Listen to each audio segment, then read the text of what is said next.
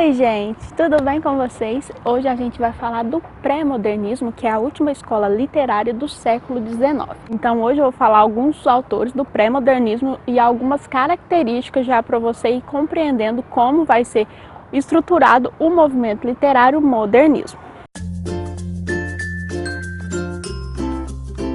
Então, antes de tudo, é claro, eu vou fazer aquele breve contexto histórico para você entender quais características do contexto histórico vão aparecer nesse movimento literário.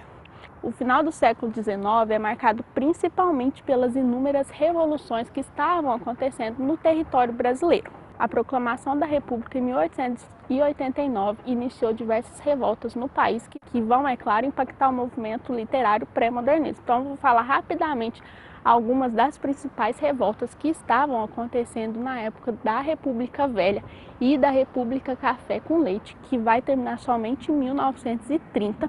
Se você não se lembra, a República Café com Leite é aquela alternância que estava acontecendo no Brasil entre Minas Gerais e São Paulo, que ficavam alternando qual representante de cada estado estaria no poder. Nessa época aconteceu a revolta da vacina, que foi propiciada principalmente pela vacinação obrigatória no Rio de Janeiro.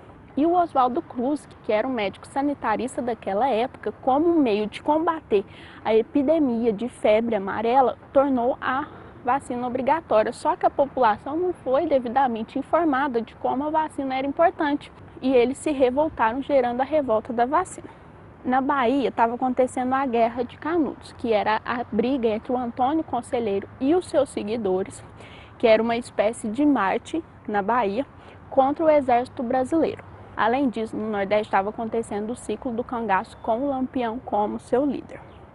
Estava acontecendo também o misticismo do padre Cícero, que culminou na revolta do Juazeiro. No norte, em Amazonas, estava acontecendo o ciclo da borracha. Agora vamos para o sul do Brasil para ver quais são as revoltas que estavam acontecendo naquela época.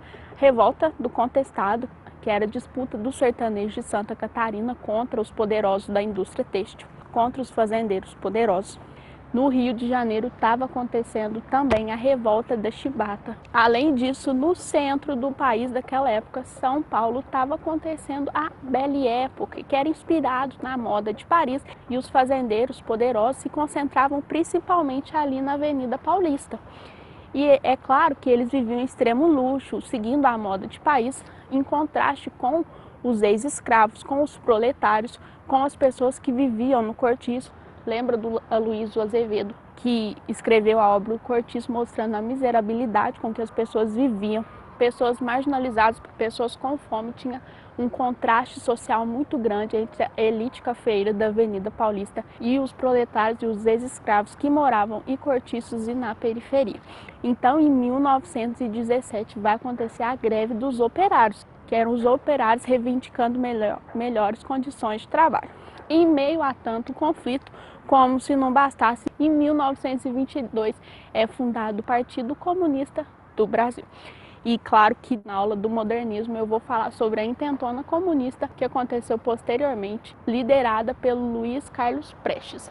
Já dá para você entender o pano de fundo da confusão que está acontecendo no Brasil no finalzinho do século XIX, na virada para o século XX. Então é claro que todas essas perspectivas, todas essas revoltas vão aparecer no movimento literário pré-modernismo. Alguns autores específicos vão trabalhar bastante essas revoltas. O pré-modernismo, como eu já falei, é denominado assim por estar em um período de transição no movimento nas escolas literárias. Os artistas do pré-modernismo vão escrever em estilo parnasiano, vão escrever em estilo realista, naturalista e simbolista, ao mesmo tempo que já antecipam algumas características do modernismo, como a denúncia das mazelas sociais e um teor mais social, um teor mais de crítica, mais de denúncia. Especificamente, o pré-modernismo se inicia em 1902, com a publicação da obra Canaã do Graça Aranha e também a obra Os Sertões, de Euclides da Cunha. Mas por que eu falei que é um movimento na transição? Porque o Augusto dos Anjos, que é um poeta classificado também como simbolista, faz parte do movimento pré-modernismo, porque ele está no meio desses dois movimentos, apresentando características dos dois períodos, dos dois movimentos literários. Então, por isso que eu falo que é um movimento de transição do século XIX para o século XX. Então agora vamos falar sobre os autores especificamente. O pré-modernismo acaba em 1922 com a Semana de Arte Moderna, que vai acontecer no Teatro Municipal de São Paulo, e aí se inicia o modernismo. O primeiro autor que eu vou falar é o Monteiro Lobato, que nasceu em Taubaté e era filho de fazendeiro. O Monteiro Lobato é conhecido principalmente pela sua literatura infantil, mas ele não publicou somente isso, ele também é conhecido pela sua obra Urupês, que é um conjunto de vários contos falando sobre a região, falando sobre o interior de São Paulo e o interior de Minas. O Monteiro Lobato é um exemplo de como o contexto histórico aparece no movimento literário. Como eu acabei de falar, a Revolta da Vacina fez parte desse momento histórico e ela vai aparecer na obra do Monteiro Lobato. O personagem Jeca Tatu representa bem o arquetipo da pessoa do interior, da pessoa que não tinha cultura, não tinha estudo, não tinha conhecimento. E o Jeca Tatu demonstra sempre uma preguiça, uma falta de vontade, ele anda sempre descalço. O que o Monteiro Lobato está fazendo? O Monteiro Lobato, quando cria esse personagem, está fazendo uma crítica à exploração que era feita dos trabalhadores rurais, que além de trabalhar muitas horas por dia, também tinham várias doenças. E o Jeca Tatu, inclusive, tem a doença anquilostomose, que é quando a larva perfura o pé e entra para o corpo humano. E claro que o Jeca Tatu andava sempre descalço, então ele tinha essa doença. Além disso, no percurso da história, o Jeca Tatu estuda, conhece a ciência e começa a ser um divulgador, um propagador do conhecimento científico. Inclusive, todos à sua volta começam a usar sapato e ele quer colocar sapato até nas galinhas, até nos bichos da fazenda. O grande intuito do Monteiro Lobato e também do pré-modernismo é uma educação da sociedade brasileira por meio da literatura. E é por isso que o Monteiro Lobato foca principalmente na literatura infantil, porque quando você ensina as crianças, a sociedade vai ter mais cultura com o passar do tempo. Então agora eu vou falar alguns aspectos da literatura infantil do Monteiro Lobato e por que não é só uma literatura infantil boba, mas sim uma obra repleta de conhecimento e repleta de características e objetivos que aconteciam no pré-modernismo. A principal obra da literatura infantil do Monteiro Lobato é o Sítio do Pica-Pau Amarelo. E nessa obra a gente vai perceber várias características do pré-modernismo. Por exemplo, o Monteiro Lobato valoriza a cultura nacional, valoriza o folclore nacional, que é a base da cultura brasileira. Vai aparecer criaturas do folclore brasileiro, como o Saci, o Curupira, Mula Sem Cabeça. Ou seja, essa valorização que vai acontecer muito, principalmente no modernismo, quando os autores modernistas têm esse intuito de uma valorização do Brasil como ele é e recusam uma influência europeia, uma cultura europeia no Brasil. E além disso, o Monteiro Lobato vai conciliar a nossa cultura brasileira com a mitologia clássica. Vai aparecer o Minotauro, vai ter episódios onde vai conciliar os seres da mitologia brasileira com os seres da mitologia clássica, o que é muito interessante, principalmente porque tem um intuito pedagógico das crianças aprenderem com a história do Monteiro Lobato e conhecerem sobre a cultura do seu país. O Monteiro Lobato vai apresentar muitas características do modernismo. Por exemplo, ele vai usar uma linguagem coloquial, vai mostrar gírias que as pessoas do cotidiano usavam, vai mostrar o jeito de falar do famoso Jeca, vai aproximar a literatura do cotidiano, da linguagem cotidiana, para que as pessoas conseguissem ler a obra com mais facilidade e conseguir aprender com essa leitura. Por isso que a linguagem do Monteiro Lobato é regionalista, porque ele vai mostrar bem esse caráter regional na forma de falar dos personagens. Além disso, vai aparecer 3 características muito interessantes na obra do Monteiro Lobato, que o classificam principalmente como um autor pré-modernista. Por exemplo, os personagens são típicos, não são idealizados, são pessoas comuns. A Emília, no Sítio do Pica-Pau Amarelo, mostra essa característica de criadora de confusão, de uma pessoa que está sempre perguntando e sempre discutindo. O Jeca Tatu mostra a situação em que o caboclo brasileiro vivia, que ele vivia com inúmeras doenças, era abandonado pelo Estado, não tinha saúde e ainda era visto como um preguiçoso que não gostava de trabalhar. Essa era a visão que as pessoas da cidade tinham das pessoas que viviam no meio rural. Então, o Monteiro Lobato está querendo, claro, fazer uma crítica a esse modo das pessoas olharem o caboclo. Jeca Tatu era um pobre caboclo que morava no mato, numa casinha de sapé. Vivia na maior pobreza, em companhia da mulher, muito magra e feia, e de vários filhinhos pálidos e tristes. Jeca Tatu passava os dias de cócoras, pintando enormes cigarrões de palha, sem ânimo de fazer coisa nenhuma. Ia ao mato caçar, tirar palmitos, cortar cachos de brejaúva, mas não tinha ideia de plantar um pé de couve atrás da casa. Perto um ribeirão, onde ele pescava de vez em quando uns lambarins e um ou outro bagre, e assim ia vivendo. Todos que passavam por ali murmuravam: que grandíssimo preguiçoso! Por que você bebe, Jeca? Diziam-lhe. Bebo para esquecer. Esquecer o quê? Esquecer as desgraças da vida. E os passantes murmuravam, além de vadio bêbado. Além disso, vai mostrar uma hierarquia muito rígida de um país que tinha acabado de abolir a escravidão. Vai mostrar, por exemplo, os personagens negros ocupando funções domésticas, funções sempre de empregado. Não tem nas obras do Monteiro Lobato um personagem negro que seja rico, que seja bem-sucedido, que não esteja numa função de servir o outro. A tia Anastácia é um exemplo fiel dessa característica do Monteiro Lobato. O contexto histórico está refletindo consideravelmente na obra do Monteiro Lobato ao mostrar a situação do Brasil naquela época, onde os negros não tinham voz, tinham que morar em cortiços ou na periferia, sem chance de morar no centro, sem chance de uma ascensão social. Infelizmente, o Monteiro Lobato se envolveu em uma polêmica com os escritores e os artistas do modernismo.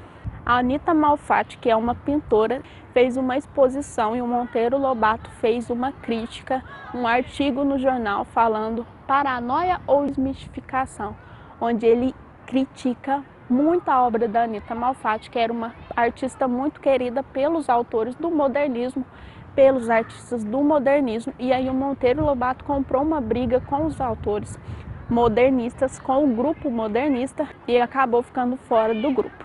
O nosso segundo autor é o Lima Barreto, que teve uma infância muito difícil, porque quando ele tinha 7 anos ele perdeu a sua mãe, e aí ele passou a viver em um internato mesmo tendo um pai. Depois ele se tornou escritor de um jornal, mas com diversos problemas pessoais. Ele tinha problema com alcoolismo e inclusive ficou internado num sanatório. Mas mesmo internado, ele escreveu a obra Clara dos Anjos, a principal obra do Lima Barreto, que é essencial para compreender o pré-modernismo, é o Triste Fim de Policarpo Quaresma, que é uma história triste realmente. O que conta a história? O Policarpo Quaresma era um idealista, um nacionalista ufanista. Ele amava o Brasil e, inclusive, ele propôs e escreveu uma carta para o Ministério propondo que a língua tupi fosse a oficial do Brasil, em detrimento da língua portuguesa. Depois disso, ele foi tido como louco e foi afastado do seu trabalho.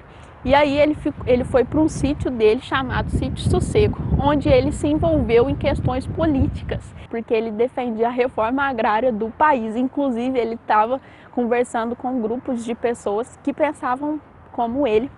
E depois ele se envolve na política local e apoia o Marechal Peixoto, que para ele é aquela pessoa que poderia resolver os problemas do país e fazer uma reforma agrária. E aí ele vai para São Paulo para apoiar o Marechal Peixoto. No final, o Marechal Peixoto vê que ele é um doido nacionalista ufanista e manda matar ele. E aí, o que você acha que o Lima Barreto está querendo mostrar para a gente com essa obra? É claro que ser ufanista, ser nacionalista, é lutar por um país melhor, lutar para uma reforma agrária, lutar para que as pessoas tenham cultura, você vai ser morto e assassinado. Ou seja, sai desse caminho. O nosso terceiro autor é o Euclides da Cunha, e sua principal obra é Os Sertões. O Euclides da Cunha se formou em engenharia militar, mas acabou sendo contratado por um jornal para escrever artigos. O jornal é Estado de São Paulo, que até hoje está funcionando.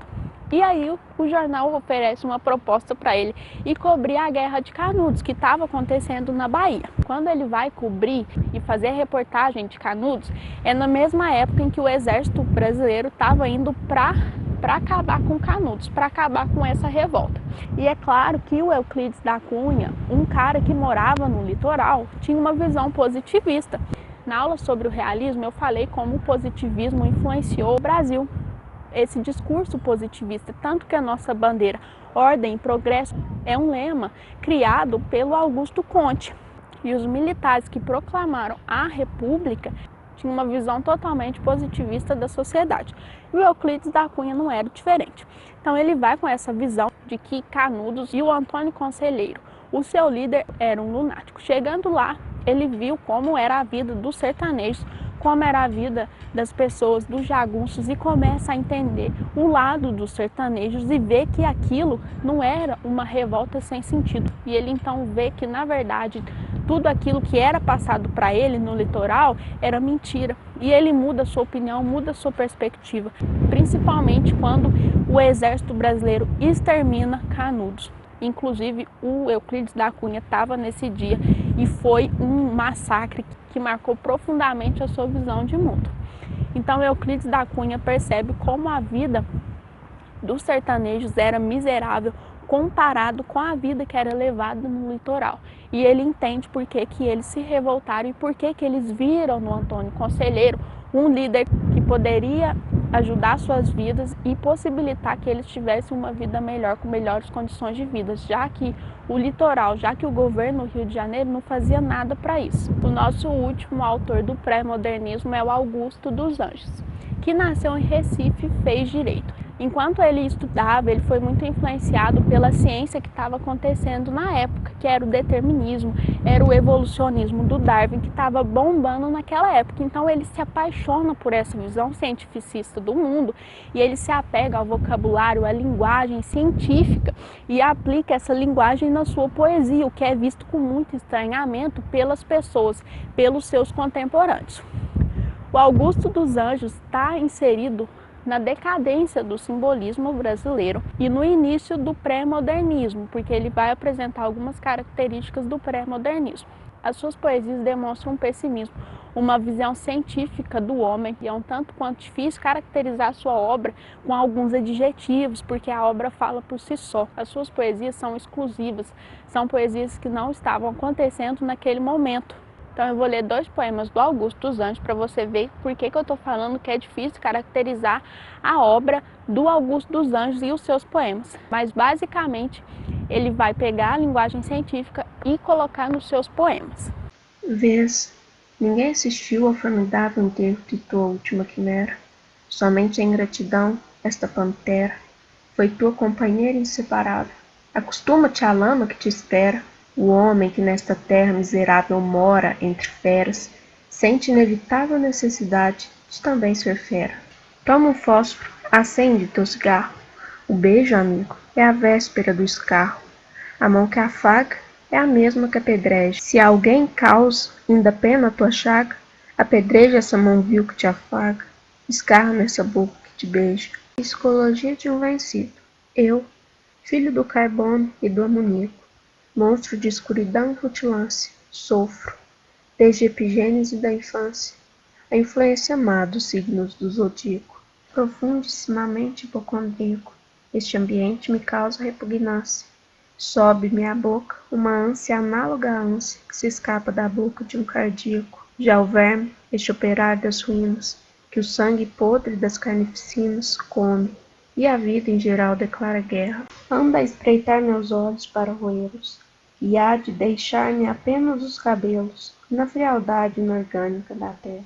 Como as obras do pré-modernismo descrevem a nossa atualidade, principalmente a obra do Lima Barreto, Triste Fim do Policarpo Quaresma, mostra essa visão de um brasileiro nacionalista, de um brasileiro ufanista que apoiou, no caso, o Marechal Peixoto como um líder nacional que conseguiria transformar o Brasil em algo melhor. Era uma pessoa que estava desiludida com a política, uma pessoa que era apaixonada pelo seu país, mas que ao mesmo tempo estava desiludido e queria que o Brasil tomasse um jeito. Então ele apoia o Marechal com esse intuito, mas no final o Marechal manda matá-lo. Então essa perspectiva, o Policarpo Quaresma representa inúmeros brasileiros hoje que tem essa postura nacionalista e ufanista, de uma paixão pelo Brasil, que apoiam determinados políticos, determinados candidatos, determinadas ideologias, acreditando que aquilo será bom para o país, acreditando que aquilo vai conseguir colocar o Brasil no rumo para o progresso. Então, a obra do Lima Barreto é muito atual para a gente compreender como nós não mudamos quase nada. No caso da intertextualidade, que o Enem adora, essa relação entre obras, a gente pode pegar o Monteiro Lobato com a sua obra, o Jeca Tatu, com o seu personagem, Jeca Tatu, e fazer uma relação com a música do Gilberto Gil, Jeca Total, onde ele faz uma releitura do personagem Jeca Tatu do Monteiro Lobato. E esse tipo de intertextualidade entre obras artísticas, o Enem adora e pode aparecer em uma questão do Enem. Então, sugiro que você vá no YouTube agora e procure essa música e olhe a letra. Então esse foi o nosso vídeo de hoje, espero que você tenha gostado. Se você gostou, curte esse vídeo e se inscreva no meu canal, porque isso vai mostrar que você está gostando dos meus vídeos. Além disso, se você quiser saber mais sobre essa viagem, mais sobre esse lugar, me siga no Instagram e olhe os destaques. Tchau!